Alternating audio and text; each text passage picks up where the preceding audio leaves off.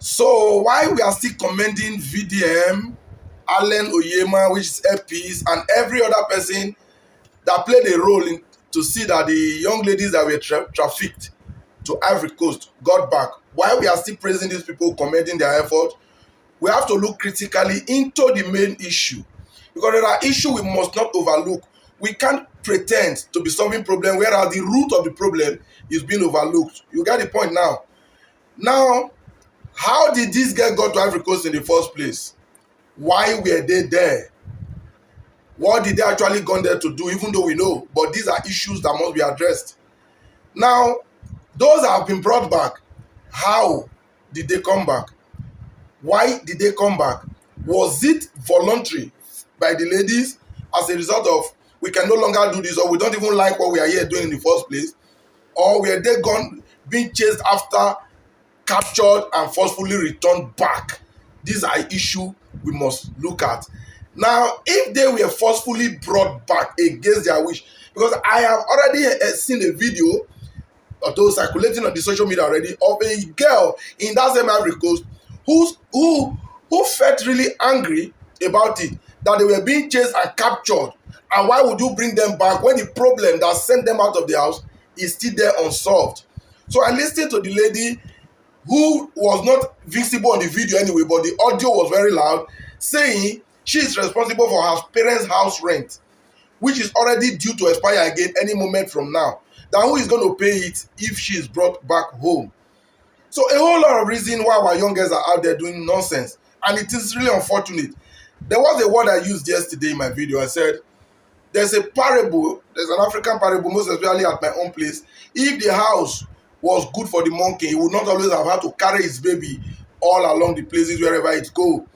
So these kids did not leave home just happily to go and be dehumanizing themselves at that manner. Something sent them away. Have we really addressed that? How can you guarantee that those you've spent hard-earned resources, energy, time to return will not start going back even today as I speak now? So we cannot be pretending to be solving problems whereas the root cause is still there. The problems will never die.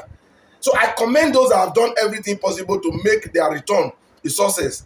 But if their return was not as a result of those ladies wanting to return, and Nigeria still have the kind of border and immigration system that it has, then forget it. Look for those girls in the coming few weeks, you won't find some of them. Only those that are willing to return, that wanted to return before, will be found around. So some of them are actually unhappy with video. I've seen video. Say, who send them? Because the warriors, so we not send them. He go take care of our problem for our house. Just the same way we migrate through the Sahara Desert to the Atlantic Ocean, I mean the Mediterranean Sea, trying to access Europe. There is a reason for that. Something is behind that. And unless that thing is solved, every other thing we try to do is just a temporary and waste of effort. So based on this, I will always say, please, Nigeria need a better neck. Nigeria need a better neck, so that we can elect good leaders. Good leaders will stop all this nonsense. You don't need to disagree with me because you know. Look at young children scattered all over the countries of Africa and Europe and in the world. They are not only in Ivory Coast, now they are everywhere in the world with the same thing. But what is the reason? No survivor, no hope of survival at home. Most of these girls, as young as they are already carrying the burden of their family. The responsibility is already upon them. Because we have a bad system. Okay, if I may ask, those that have been brought now, please, what are the package for them? How do you intend to package them to be able to meet up to the standard they've already getting used to? Because most of them now look like breadwinner of their home. So are you going to just throw them on the street and say, okay, welcome back and that's it? They will take the next taxi and they will go back.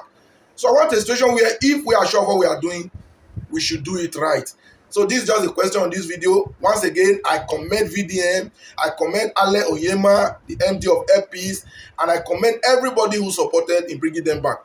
But bringing them back is not enough. If you just brought them back because you want to make name, because you want the world to think you are fighting against women trafficking, and you are ignoring the reason why they were trafficked or why they are allowed to be trafficked in the first place, then we are wasting time. Those that were trafficked against their wish, congratulations for those ones coming back. But those that went willingly because they felt they needed to survive and you brought them back to nothing, I don't know if I should say congratulations to that. I'm not supporting human trafficking or going out there to do whatever manner of rubbish. but face tackle the root cause of the problem, and those rubbish will just stop naturally. Thank you very much for listening, and see you in my next video.